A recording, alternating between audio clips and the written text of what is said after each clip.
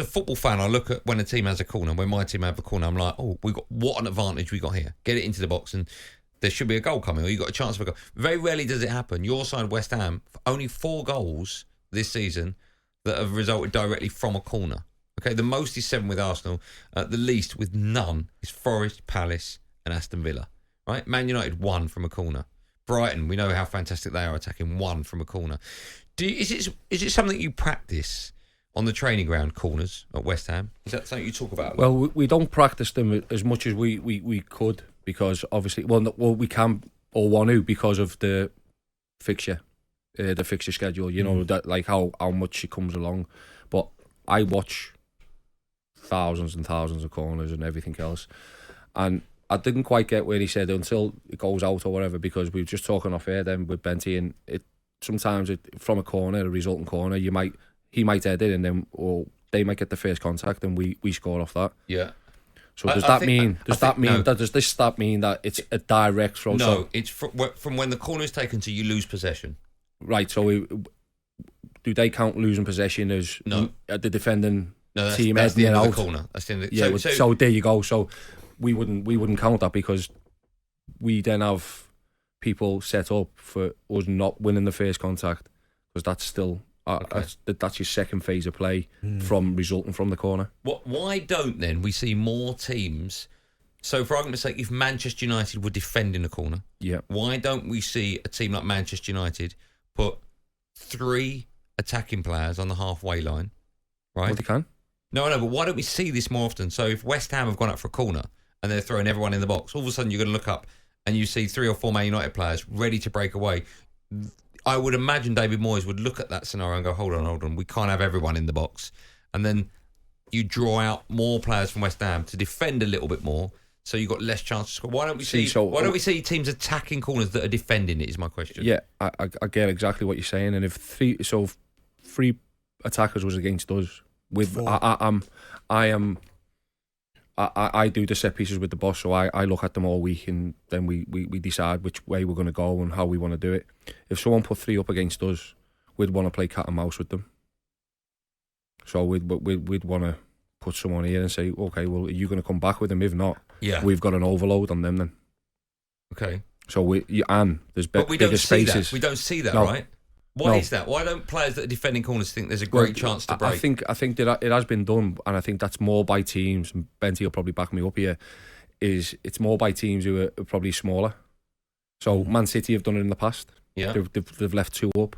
And Liverpool have done it, but now they don't, because they're so quick, because they're one of the best counter-attackers from corners. So they're probably the best from when they actually can see the corner. They're the most the scariest and go up. How many would you leave back if say for instance you're playing? So we'd have the 3 Benty, and then we'll put 1 probably in front. Oh, so, I mean, there's a lot of space in the box, isn't there? But yeah, and that's the point. So we'd see that as a positive and think, right, okay, how come? Because are them 3 going to stay here if we put that 4th one on the edge of the D? Because the time he puts the ball in the box anyway, he can recover into that position where we want him anyway. Yeah. So we can go 3v3 with our quickest players, and then go, right, we've got spaces where we can actually. Before the break, we're talking about corners. I think it's a fascinating chat, right? We love every aspect of football, and we talk about goal scoring, defending, goalkeepers. We never really talk about corners. Just before we go to the lines, how annoying is it for people connected to a club? In this case, you're on, the coaching staff. When you've got a corner and your corner taker, I'm guessing it doesn't happen with James or Prowse. It definitely doesn't. It doesn't happen with them, right? But the corner doesn't go past the first man. What annoys me more is when you do the work with the lads, or you show them on the screen, and then they don't end up in the positions where you asked them. And I am constantly on the lads about it, saying, we've got the best set piece taker in the world. How are we not getting more first contact? And we're getting better at it. And I think whenever we get a corner now, the stadium, everybody, and you can see teams are scared because of James Ward-Prowse, and we've got to get better as the players in the middle hitting our targets, because he will hit his target. So we've got to be better with our runs, with our blocks, with everything else. What we have to then. Well, that's half the battle, isn't it? Because you've got the guy who takes the corners, who puts it exactly where. Right, we want 2 to go to the back post, 2 to go to the middle. James will put up one hand for the middle. He puts it there every single time. Yeah. You know, when we see free kicks, There are so many different variations of taking a free kick. Someone steps over it, runs round the left. Someone goes over the right. The ball comes around, and all this. Do you have that many options on a corner? Yeah. You do. You really have that. Yeah. Well, what you do is what we sort of try and do. We have our sort of stock, what we'll do, and then we'll see what we think is weaknesses on that in this team at the weekend, and think, right, okay, we can hurt them here. So it might just change. So it might be, and it might only be one runner, or it might be only one signal, or it might be no signals. It might be just the fourth corner. It might be the first corner of the second half. It might be the first corner of the first half. It might be the second corner. So you just change it because we go into that much detail of, okay, why have they gone to the back post and that? Oh, because they put two hands up.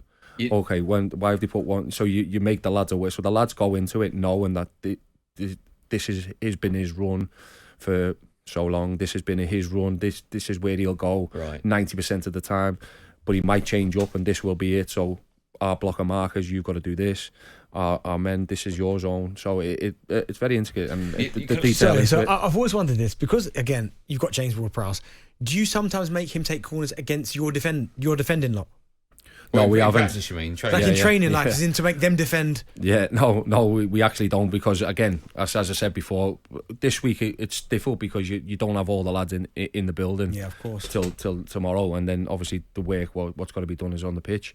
So sometimes it's visually, a lot of it's visual. You know what really made me laugh there? You were talking halfway through, and something popped into my head. You're talking about he puts an arm up or two arms. Yeah. And I'm not alone here, right? And I imagine everyone in the crash has done the same. The majority, and I've done it, the majority of players that play Saturday and Sunday League football and put their arm up, and it means nothing. What does that mean? But we all do it. Right arm, what does that mean? Got no idea. We've never rehearsed for this moment, ever. You know what else I love? You go and watch the kids now, and you watch the kids, and when they're talking to each other on the pitch, they do that. They cover their mouths.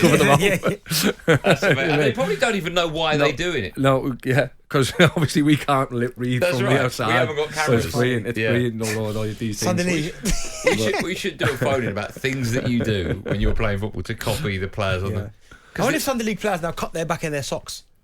Actually, I saw that on the weekend. Why is that still a thing? I don't know. Cause it's I'll tell you why. Because obviously I spend a lot of time in the kit man's room, as we all do. Eventually, what we spoke about last time. It can't be because they're too tight. It is. They're very tight. The socks. And so they cut big holes in them. So you cut the holes in them. Yeah. Want to make them bigger? Because then they're too big and baggy. Honestly, these footballers, they would be one of them. When you've played a home game or an away game, when you play the game and you take the kit off and you lob it on the floor and the kit man picks it up, what happens to that kit? Is it used the following week? Well, I think majority of the shorts are used, but I think most of the shirts now they get swapped or the lads take them home. Oh, do they? Yeah. So literally every single game you've got a new. And do you have any players that have a brand new pair of boots every game? No, we don't. Who did you tell me that wore different... John Terry. For the warm-up, first half and second half? Yeah, I used to do that. Yeah, Did you? 3 boots a game? 3 boots a game. What I used to get stripped fully in the second half. Hold on. You put clothes on before you come out. Let's get Nolan again. What do you mean? You'd have a brand new pair of socks, shorts and shirt? Yeah. And pants? On. And pants. Sloggies, ain't it? What's a sloggy? Y-front pants. Oh, right, okay. But jock straps, are they called jock straps? Oh, well, cycling shorts. I was never wearing them. Cycling shorts I was about. Yeah. But you changed, would you? I changed. Was that superstition or? No, just because I was a sweaty footballer, so I always wanted to go out and feel fresh. Would you shower? No. Just sit there with a towel and cool myself down as much as I can. Why boots? Why would you change boots? Just because I used to wear boots which was too small for me, so I always felt like... Who's your sponsor? Well, I was Adidas, then I went to Puma, then I went back to Adidas. Why are you wearing... I've never understood. Why are you wearing boots that's too small for you? Just because of the feel. It made that much difference? Yeah, I always used to did, yeah. I thought it did. Did you ever... I don't think I could get away with it now with the sort of plasticky. It was more the leather boots. Yeah. Did you ever see players that would put their boots on and then sit in the bath with them so they'd mould around their shoe? Yeah, I did that, I've done that. You do that, would you? I've done that when I was younger, yeah. But now they've got these steamers. Now, that's where I put my boots in that. Yeah, so you put the steamer, you put it in a steamer and it just softens and moistens it. So as you put it on, it just slips on. Unbelievable once you do it. Yeah. That's amazing. Let's do that.